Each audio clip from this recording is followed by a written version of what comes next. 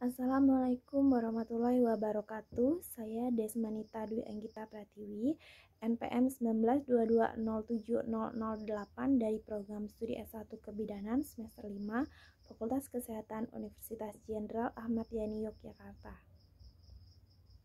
Baik, di sini saya akan melakukan konseling tentang pemberian suplemen pada ibu hamil, yaitu vitamin K. Saya mulai dari fase awal terlebih dahulu hingga fase terminasi.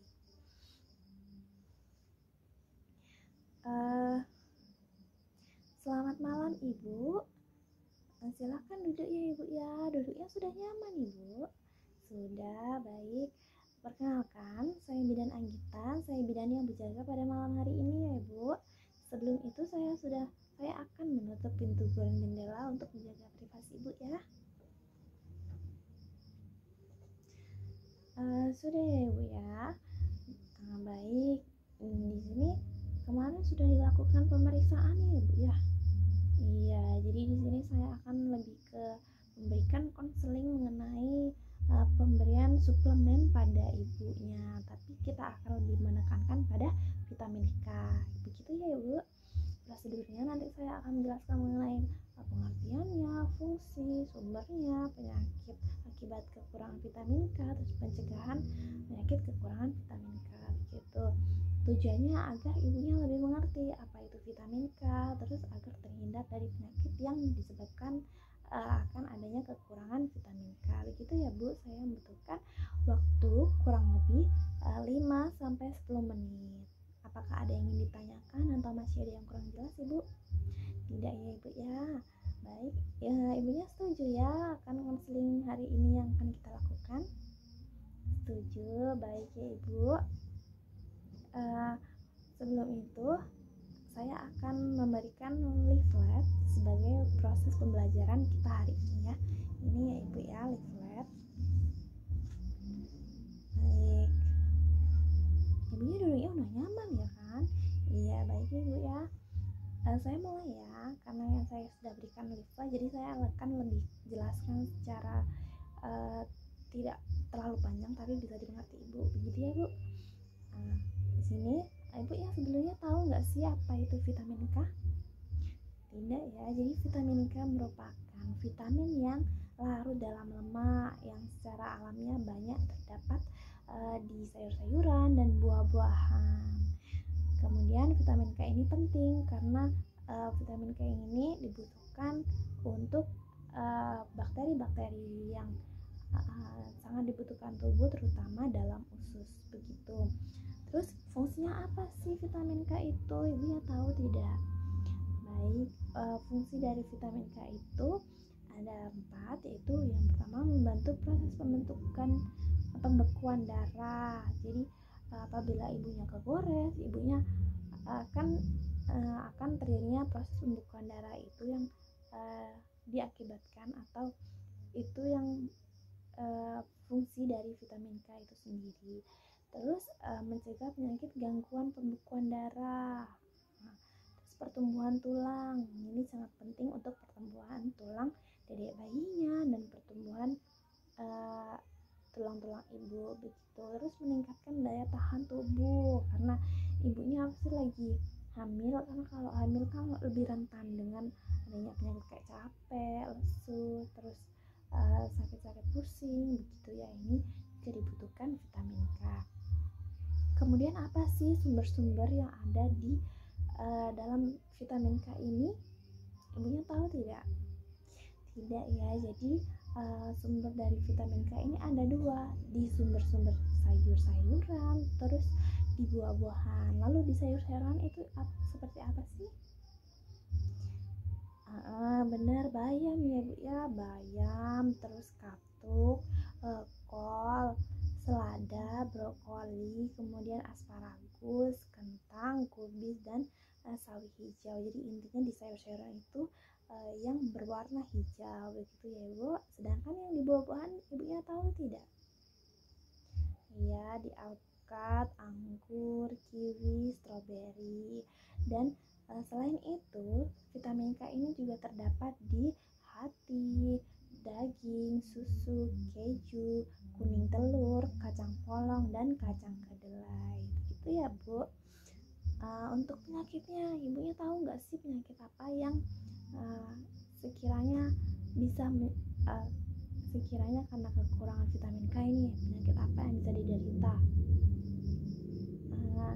Baik, penyakit yang bisa diderita karena disebabkan kekurangan vitamin E itu yang pertama ada perdarahan akibat diferensiasi vitamin K. Nah, pada kandungan vitamin K ini pada bayi baru lahir ini jumlahnya relatif rendah. Kemudian gejala pada bayi baru lahir seperti perdarahan pada otak, kulit kepala, terus tali pusat dan bekas suntikannya. Terus gejala pada bayi atau anaknya itu seperti memar tanpa ada sebab di tubuh, kemudian gusi berdarah, terus mimisan, terus bila terluka, darah ini akan lama membeku karena fungsi dari vitamin K tadi yaitu fungsinya mencegah penyakit pembekuan darah, membantu proses pembekuan darah dan mencegah penyakit gangguan pembekuan darah. Begitu ya Bu. Kemudian yang kedua ada osteoporosis atau tulang keropos. Nah, osteoporosis atau tulang keropos ini juga karena tadi di fungsi vitamin K juga ada membahas mengenai pertumbuhan tulang ya Bu ya. Karena hal ini jadi apabila kekurangan vitamin K akan menyebabkan osteoporosis gitu. Kelainan tulang ini ditandai dengan penurunan kekuatan tulang dan tulang menjadi mudah patah gitu.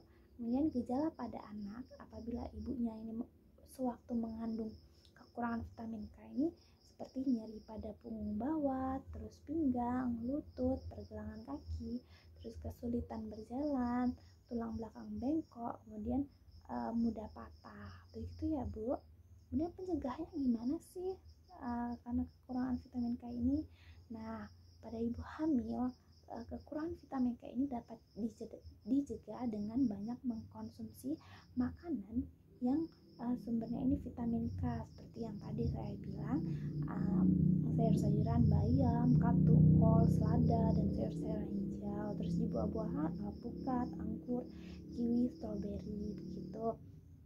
Terus ibunya ini rutin mengkonsumsi suplemen vitamin K untuk ibu hamil. Terus pemberian suntikan vitamin K1 pada bayi baru lahir ini juga sangat dibutuhkan untuk mencegah penyakit kekurangan vitamin K. Nah, kemudian ada pada anak kita bisa meningkatkan konsumsi sayur-sayuran hijau, terus buah-buahan dan makan makanan yang bersumber dari vitamin K yang seperti saya bilang tadi. Kemudian hindari penggunaan antibiotik, aspirin jangka panjang pada anak dan ibu hamil. Begitu ya Ibu ya. Ibunya di sini porsi makannya sama atau tidak? Seperti yang sebelumnya waktu hamil gitu? Ada perubahan ya? Iya, jadi misalnya ibunya porsi makannya itu biasanya banyak gitu kan, terus tiba-tiba kayak ngerasa nggak enak makan waktu hamil ini, ibunya harus dipaksain makan karena biasanya kayak misalnya ibunya 2 kali sehari baru makan gitu ya, ini ibunya harus sering-sering, bisa 5-6 kali makan, yang penting porsinya sedikit-sedikit tapi sering. Begitu ya Bu ya. Untuk minumnya gimana Ibu, lancar tidak? Oh lancar ya Bu ya. Iya, karena pada ibu hamil minimal minum air putih itu 8 gelas gitu ya Bu.